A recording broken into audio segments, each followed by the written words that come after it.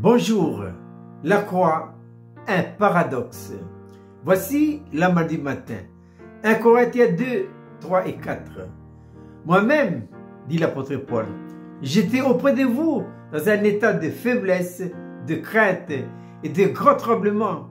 Et ma parole et ma prédication ne reposaient pas sur des discours persuasifs de la sagesse humaine, mais une démonstration d'esprit et de puissance. Une démonstration d'esprit et de puissance. Mais pour que ces démonstrations soient faites par l'apôtre Paul auprès des Corinthiens, il faut la croire. Il faut la croire dans son paradoxe. Parce que, en ce qui concerne le paradoxe, Dieu manifeste sa puissance dans la faiblesse de l'homme. Paul, c'était une éminence intellectuelle. Il peut utiliser sa sagesse, mais il ne l'a pas fait. Il a préféré baisser d'un cran et donner la possibilité au Seigneur, par cet esprit et de la croix, de faire passer la puissance de la prédication de l'évangile. Mais ça, il faut que l'apôtre Paul se tienne sur le terrain de la croix.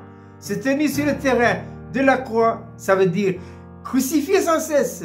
Crucifier sans cesse quoi? Son âme. 1 Corinthiens chapitre 4 verset 10, portant toujours dans notre corps la mort de Christ, afin que la vie de Christ soit aussi manifestée en nous.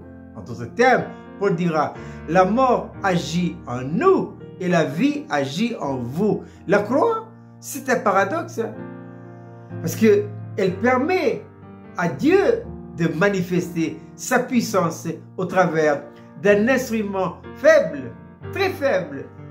Paul dira, c'est quand je suis faible que je deviens fort.